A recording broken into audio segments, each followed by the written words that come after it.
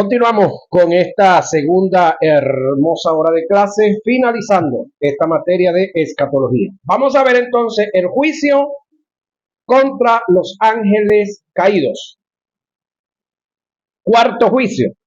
Este juicio se ejecutará sobre los ángeles que pecaron en contra de Dios y a los ángeles que no guardaron su dignidad, sino que abandonaron sus propias moradas. Los ha guardado bajo oscuridad, en prisiones eternas, para el juicio del gran día. Judas, verso 6. Porque si Dios no perdonó, oiga, a los ángeles que pecaron, sino que arrojándolos al infierno, los entregó a prisiones de oscuridad para ser reservados al juicio. Segunda de Pedro 2:4. Quiero recordarles algo que yo creo que ya lo he dicho aquí. Algo que yo en mi juventud, en mi niñez, en mi adolescencia como cristiano, decía, ya va, ¿por qué yo puedo ser perdonado y por qué los ángeles caídos no pueden ser perdonados y por qué el diablo no puede ser perdonado? Yo no sé si usted alguna vez se ha hecho esa pregunta y ya tiene la respuesta.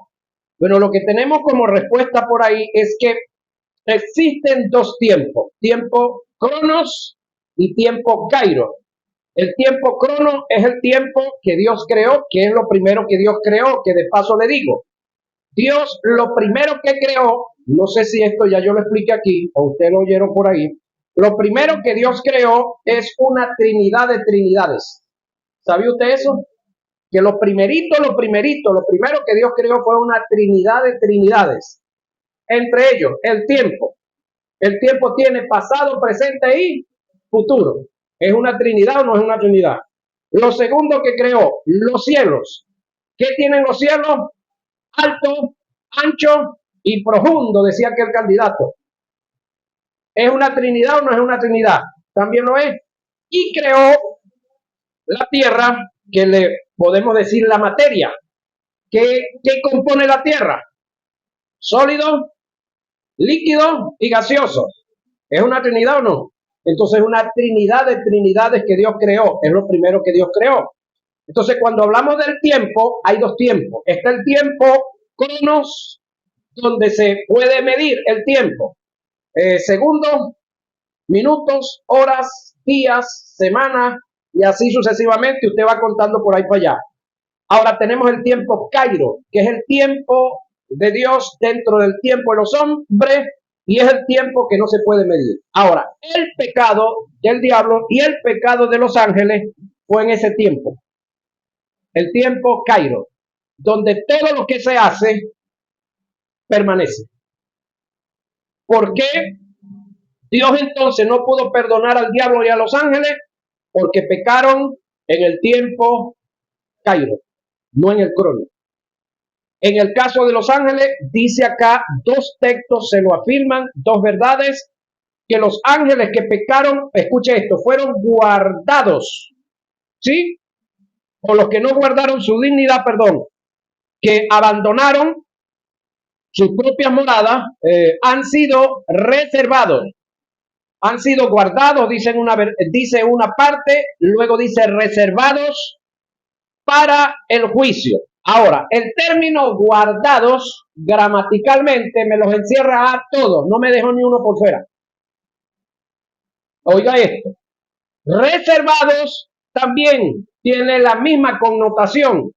Por lo tanto, no sé de a dónde sacan ángeles los que están diciendo que los demonios son los ángeles caídos. Si la Biblia me dice que están reservados.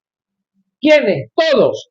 No sé de a dónde sacan ángeles los que se la pasan leyendo y estudiando el libro de Enoc, diciendo que en el capítulo 6 los hijos de Dios, los hijos de los hombres eran los hijos de los ángeles caídos, donde la escritura me muestra la descendencia de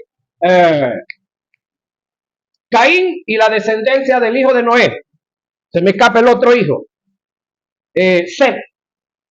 La descendencia de Set, las hijas de Dios, los hijos de los hombres, la descendencia de Caín.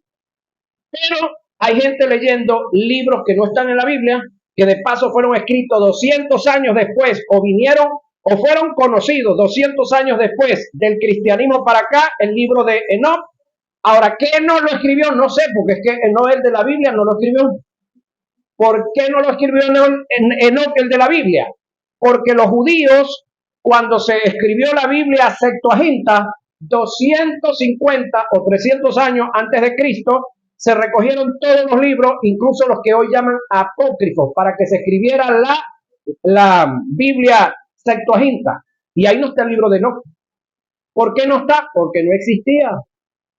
Después del cristianismo, 200 años para acá, ¿quién sacó ese libro? ¿Quién lo escribió? No sé. Pero no está, no viene de... Entonces de ahí inventan que estos chicos de los cuales habla son ángeles caídos. Voy, los ángeles caídos, mire dónde están y aplíquele gramática al texto. Y a los ángeles, todos, que no guardaron su dignidad, sino que abandonaron sus propias moradas, los ha guardado todos bajo oscuridad, en prisiones eternas, para el juicio del gran día, el que les toca a ellos, que es del que vamos a hablar ahorita. Judas, verso 6.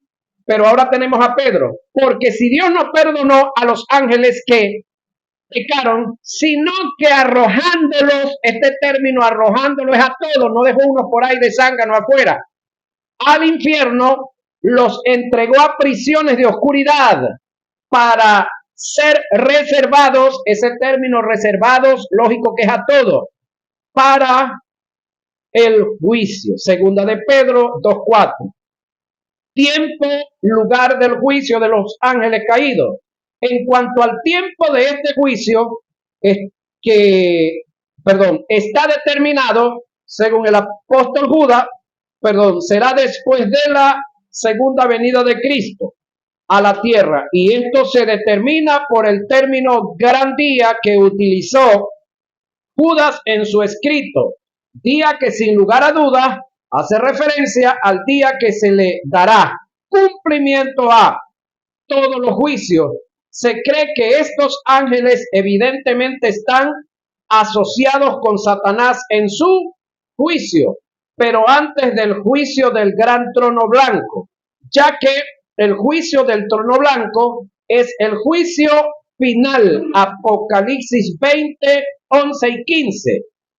Se concluye que el juicio de los ángeles caídos se dará después que la era milenaria haya acabado, pero precederá al juicio del gran trono blanco, ya que este será el último de los juicios. En cuanto al lugar, oiga, la escritura guarda silencio en cuanto al lugar en el cual este juicio se llevará a efecto, pero es lógico entender que si es un juicio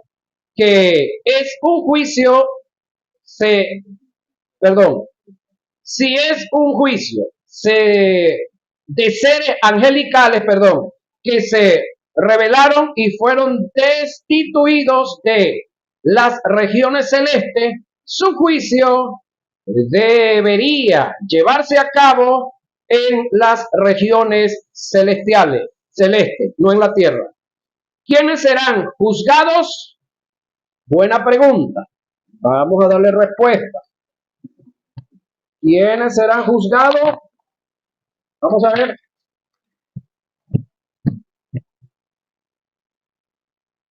El número de ángeles que pecaron, todos en su totalidad. Judas, verso 6 y segunda de Pedro 2:4. La base y causa del juicio, por no guardar su dignidad, rebelándose y ser desleales ante Dios. Judas, verso 6 y segunda de Pedro 2:4. Resultado del juicio. Habrá un solo resultado. Note que en los dos juicios anteriores, el juicio a las naciones y el juicio a Israel, hubo dos resultados. Aquí va a haber uno solo. Al igual que el primer juicio, que fue el de la iglesia, hubo un solo resultado. dignidad o indignidad. Entonces, en este juicio va a haber un solo resultado. ¿Cuál será ese resultado? Todos serán condenados y lanzados al lago de fuego. Apocalipsis 20, 10. ¿Quién juzgará a los ángeles caídos? Cristo y la iglesia. ¿O no sabéis que hemos de juzgar a los ángeles? ¿Cuánto más las cosas de esta vida? Primera a Corintios 6:3. El juicio del gran trono blanco, señoras y señores, vamos a hablar de eso. Quinto y último juicio. Este juicio, el del gran trono blanco, bien podría llamarse el juicio final. Constituye la terminación del programa de resurrección y de los juicios de Dios. Este juicio sucederá después de la expiración del reino milenial. Apocalipsis 20, 11 al 15. Lugar del juicio. Este juicio ocurrirá en un lugar donde no habrá ni cielo ni tierra. Oiga esto. Así lo determinan las escrituras. No está declarado con exactitud el lugar. Vamos a leer Apocalipsis 20, 11 y 15. Mira lo que dice. Y vi un gran trono blanco y al que estaba sentado en él, delante del cual huyeron la tierra y el cielo, y ningún lugar se encontró para ellos. Y vi a los muertos grandes y pequeños de pie ante Dios.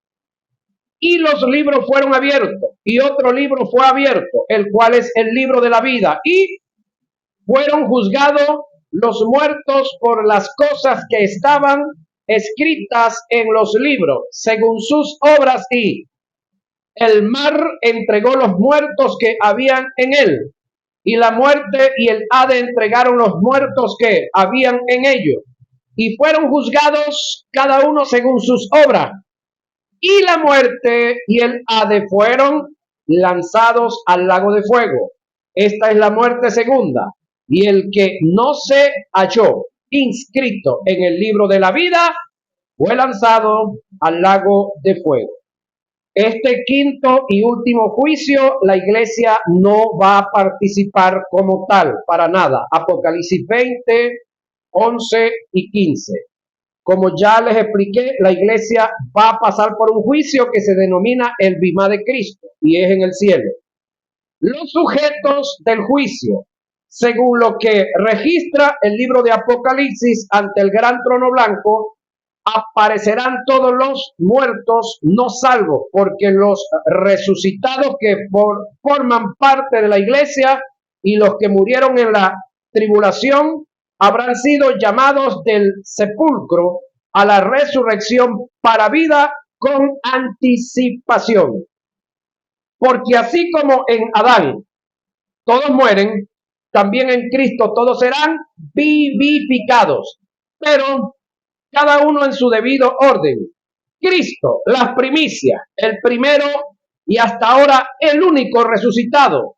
Luego los que son de Cristo, el día del arrebatamiento. En su venida, el término venida aquí es arrebatamiento. Luego el fin, cuando entregue el reino al Dios Padre, cuando haya suprimido todo dominio, toda autoridad y potestad. Primera Corintios 15, 22 y 24. Tampoco queremos, hermanos, que ignoréis acerca de los que duermen, hablando acerca de los muertos vivos, es decir, los muertos que murieron en Cristo, para que no os entristezcáis como los otros que no tienen esperanza, es decir, los que no han nacido de nuevo, porque si creemos que Jesús murió y resucitó, así también traerá Dios con Jesús a los que durmieron en él. Por lo cual os decimos esto en palabra del Señor, que nosotros que vivimos, Pablo contándose entre los que iban a estar vivos el día del arrebatamiento, que habremos quedado hasta la venida del Señor, no precederemos a los que durmieron, hablando de los que murieron en Cristo, porque el Señor mismo, con voz de mando, con voz de arcángel, oiga, y con trompeta de Dios. Ojo con esto. ¿Por qué digo y resalto esto? Porque trompeta de Dios no es a la final trompeta. ¿Sí? No es a la séptima trompeta que Cristo va a levantar a la iglesia. A la séptima trompeta, Cristo viene por segunda vez. Es otro tema.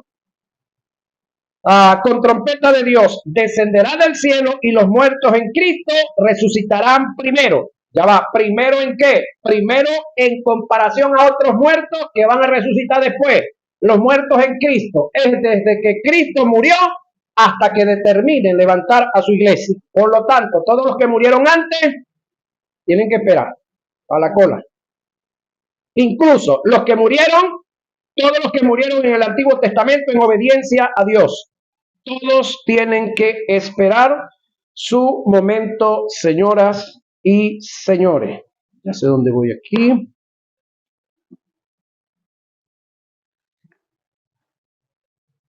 Continuamos. Ya superada la etapa. Bueno, estamos en trompeta de Dios. Estamos en esta parte. Descenderá del cielo y los muertos en Cristo resucitarán primero. Luego nosotros, los que vivimos, los que hayamos quedado, seremos arrebatados juntamente con ellos en las nubes para recibir al Señor. ¿A dónde? En el aire. Así estaremos siempre con el Señor. Nótese que no dice siempre en el cielo, siempre con el Señor. Por tanto, alentaos los unos a los otros con estas palabras. Primera a Tesalonicenses, 4, 13 y 18. Y vi trono, y se sentaron sobre ellos los que recibieron facultad de juzgar. Y vi a las almas de los decapitados, ya esto es después de la gran tribulación, por causa del testimonio de Jesús y por la palabra de Dios, los que no habían adorado a la bestia ni a su imagen, y que no recibieron la marca del falso profeta, ni en sus manos, y vivieron y reinaron con Cristo 1000 años. Pero los otros muertos, en este caso los muertos, no volvieron a vivir hasta que se cumplieron 1000 años. Esta es la primera resurrección. Bienaventurados y santos el que tiene parte en la primera resurrección. La segunda muerte no tiene potestad sobre estos, sino que serán sacerdotes de Dios y de Cristo y reinarán con él 1000 años. Apocalipsis 20, 4 y 6. Y vi un gran trono blanco, y el que estaba sentado en él, de delante del cual huyeron la tierra, el cielo y ningún lugar se encontró para ellos. Y vi a los muertos, grandes y pequeños, de pie ante Dios. Y los libros fueron abiertos. Y otro libro fue abierto, el cual es el libro de la vida. Y fueron juzgados los muertos por las cosas que estaban escritas en los libros, según sus obras, y el mar entregó los muertos que habían en él, y la muerte y el Hades entregó los muertos que habían en ellos, y fueron juzgados cada uno según sus obras. Esto es Apocalipsis 20, 11 y 13. Esto es después del milenio. Es decir, lo que leí primero es arrebatamiento. Lo que leí segundo, periodo de finalizando la gran tribulación. Y lo que acabo de leer, que es Apocalipsis 20, 11 y 13, después de el milenio. La base del juicio. Este juicio no es para determinar salvación, juicio del gran trono blanco, ya que la naturaleza del juicio no es para salvar, sino para condenar, la causa de la cual el libro de la vida fue hecho presente es para probar y confirmar que ninguno de los juzgados tiene derecho a la vida eterna. En conjunto con el libro de la vida fueron abiertos otros libros donde estaban escritas las obras malas de los juzgados. La condenación se determinó por las obras malas que se registraban los libros en los libros, no porque no se hallaron inscritos en el libro de la vida y tampoco porque los borraron, no, por si acaso. Y vi los muertos grandes y pequeños. ¿Qué son muertos grandes y pequeños? Niños y adultos, no. Gente con diferentes posiciones jerárquicas. Porque para Dios, un niño en estado de conciencia y un adulto, por supuesto, en estado de conciencia, son igualitos. La diferencia la tenemos nosotros en el cuerpo, pero en el área interna de adentro somos lo mismo. Ahora, de pie ante Dios, y los libros fueron abiertos, y otros libros fueron abiertos, el cual es el libro de la vida, y fueron juzgados los muertos por las cosas que estaban escritos en el libro según sus obras. Apocalipsis 20, 12.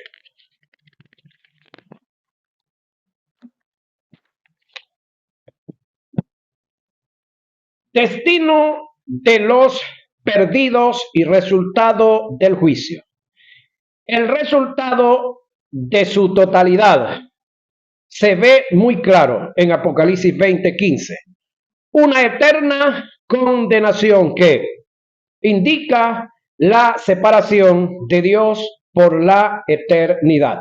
Destino en el lago de fuego, lo que Jesús llamó Gehenna o valle de Ginón. Mateo 5:22, Marcos 9:43.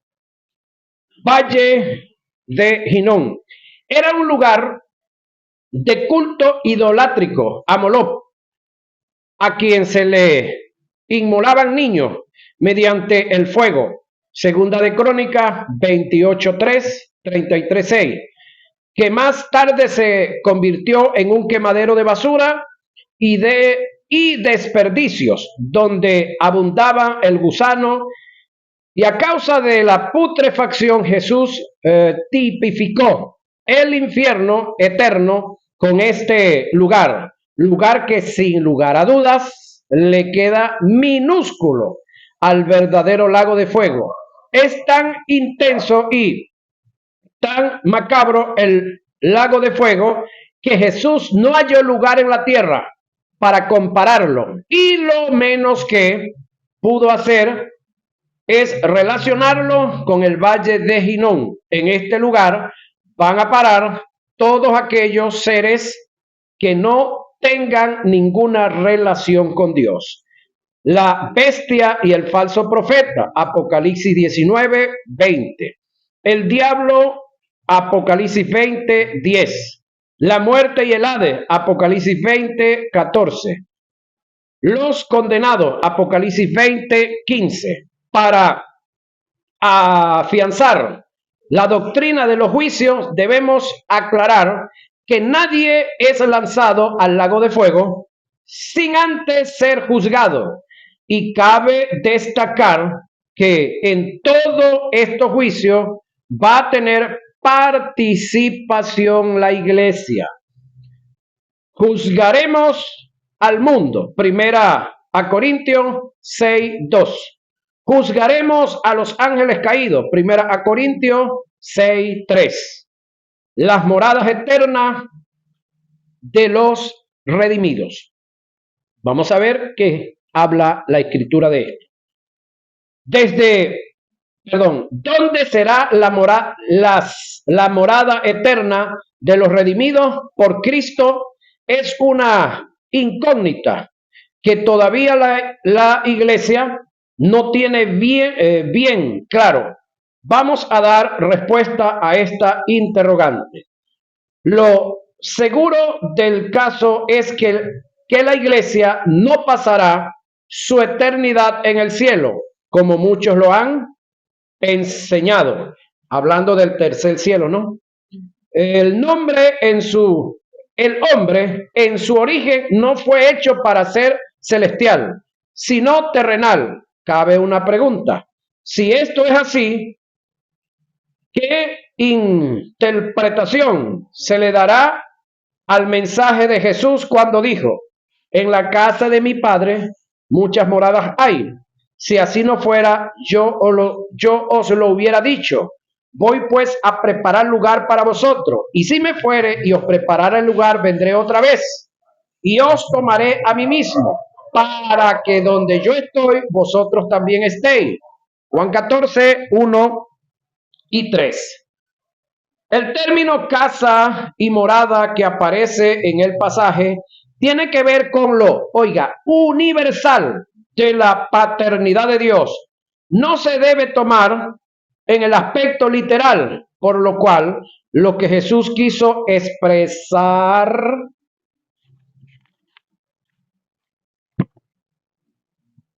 en el mensaje, en el regazo de la paternidad de mi Padre, hay lugar para brindarles paternidad a muchos. Es decir, lo que quiso expresar Jesús cuando dijo en el regazo de la paternidad de mi Padre, hay lugar para brindarle paternidad a muchos. La expresión voy pues a preparar lugar es netamente jurídico, que tiene que ver con derecho, autoridad, delegación, acceso, posición y posesión.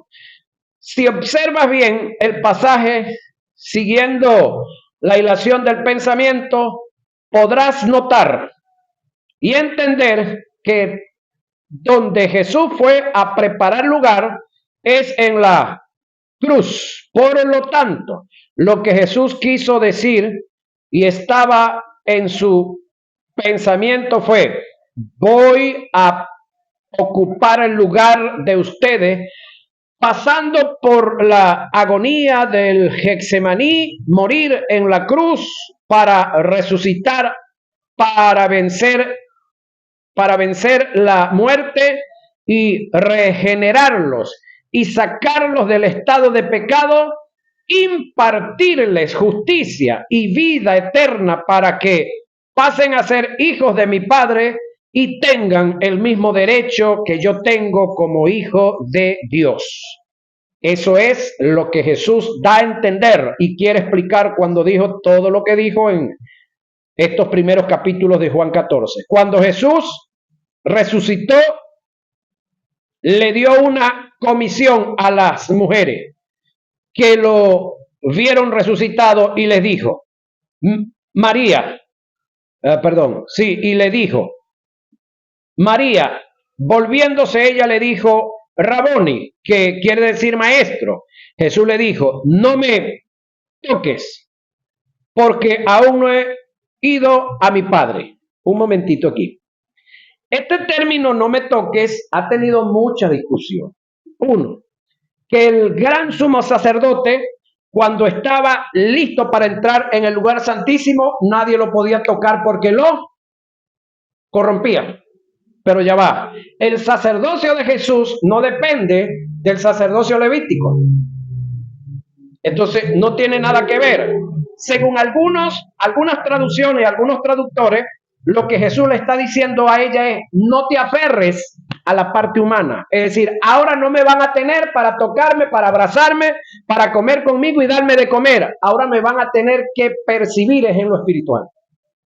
No era fácil, porque 3 años y medio andando con él para arriba y para abajo y ahora él se va. Es decir, es el primero de todos los líderes espirituales que ha resucitado. No era fácil. Después de tener 3 años andando con él, defendido por él, curados por él, alimentados por él, ahora él se va y ahora tenían que, era espiritualmente seguirlo. Es lo que él está proyectando allá. No me toques. Ok. No te aferres a la carne, a lo natural.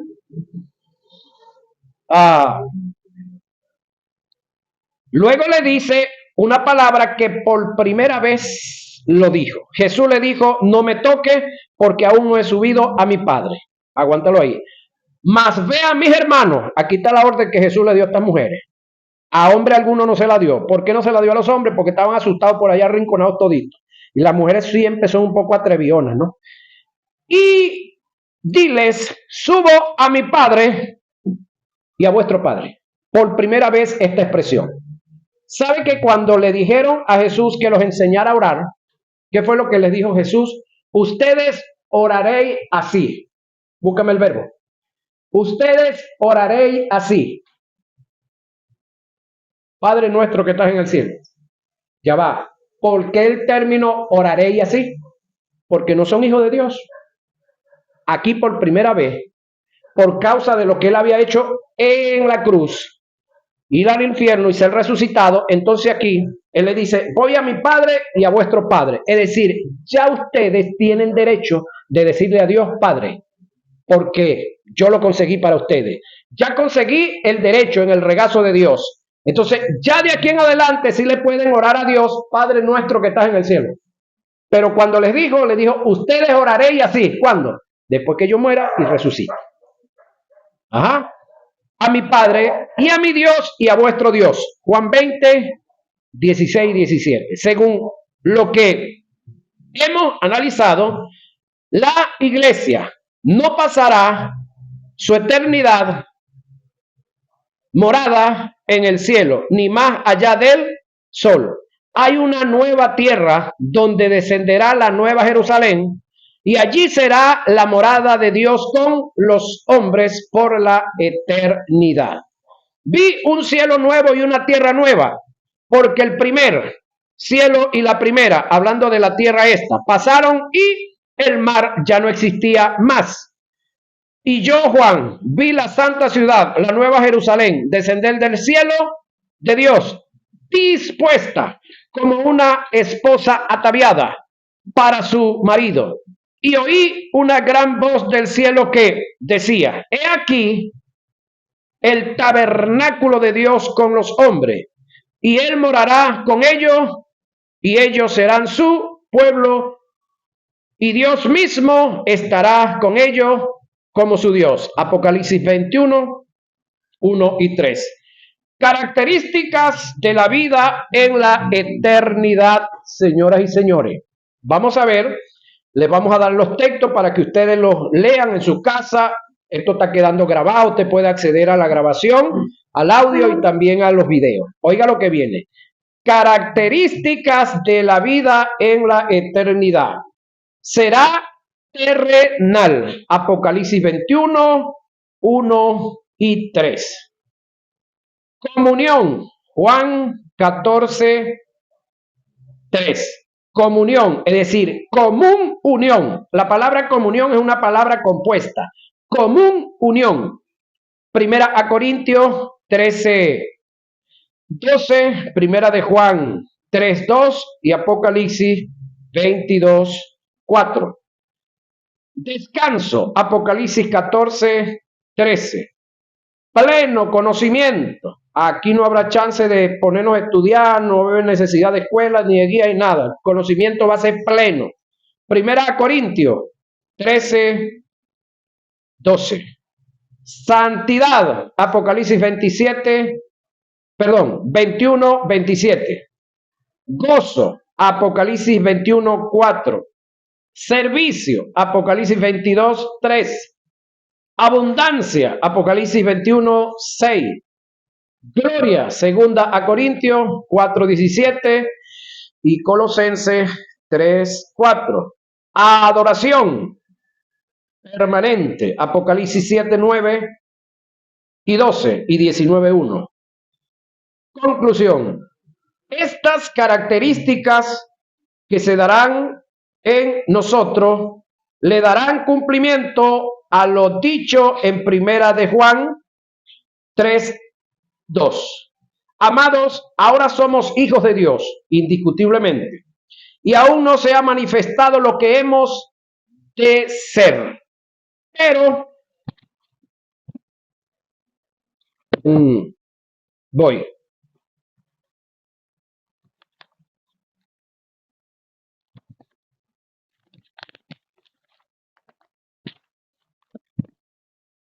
Sabemos que cuando Él se manifieste, hablando de segunda venida, seremos semejantes a Él, porque le veremos tal como Él es. Ahora, una pregunta.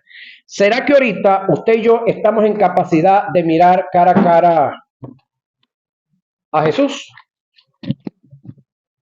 Muy buena respuesta. No estamos en capacidad de mirar. Ahora, ¿por qué el día del arrebatamiento esto corruptible será vestido de incorrupción y esto mortal será vestido de inmortalidad? Entonces se va a cumplir lo que dice aquí Juan. Somos hijos de Dios, ok, pero todavía no estamos en capacidad de vernos cara a cara. ¿Sí? Ahora, yo no sé de a dónde han sacado algunos por ahí que han estado, no sé, en momentos de oración, momentos de vigilia, ayuno, han estado en algunos cultos y ellos dicen pues que han hablado cara a cara con Dios. En el Antiguo Testamento se habla de que Dios con algunos personajes habló cara a cara con él, pero cuando tú haces el análisis, haces el estudio, no está hablando de Dios como Jehová en este aspecto. Quien habló con los hombres en el Antiguo Testamento fue el que conocemos como el ángel de Jehová, que era una teofanía del verbo. El verbo como tal se relacionó con los pecadores, siempre en el Antiguo Testamento. El ángel de Jehová, siempre. La palabra de Jehová, que es el mismo ser. Pero Jehová Dios como tal, nunca, con ninguno. Ahora, es tanto así que ese que se relacionó con los pecadores en el Antiguo Testamento terminó haciéndose hombre para venir, nacer de una mujer pecadora, estar 9 meses en el vientre de una mujer que estaba en estado de condenación por causa del pecado de Adán, y criarse y educarse entre gente que estaban en estado de condenación. Comer luego con muchos de ellos para entonces de esa manera manifestar su gracia y brindarle salvación a todos los que lo recibieron. En el caso de nosotros ya somos hijos de Dios, amén, pero aún todavía no está en nosotros la manifestación de lo que realmente vamos a hacer. Tenemos promesas, hermanos, hermosas, lindas, tan especiales que ni siquiera en la tierra vamos a vivir. Con todo y que la tierra es bella, bueno, lo que viene va a ser mucho mejor. Sin embargo, no soy de los que creo, ni acepto el cuento este que andan vendiendo por ahí. Hermano, todo está bueno, pero lo que viene es mejor. Yo creo que lo mejor que a mí me pasó hace 40 años, haber recibido a Jesús. Eso es lo mejor, lo mejor, lo mejor. Ahora, lo mejor que pasó para el mundo espiritual de nosotros pasó hace 2026 años en la cruz del Calvario. El que hayamos, por causa de la entrega de Jesús, obtenido el derecho de habernos reconciliado con Dios. Lo demás no deja de ser bueno, pero más bueno que eso, más nada. Hemos terminado.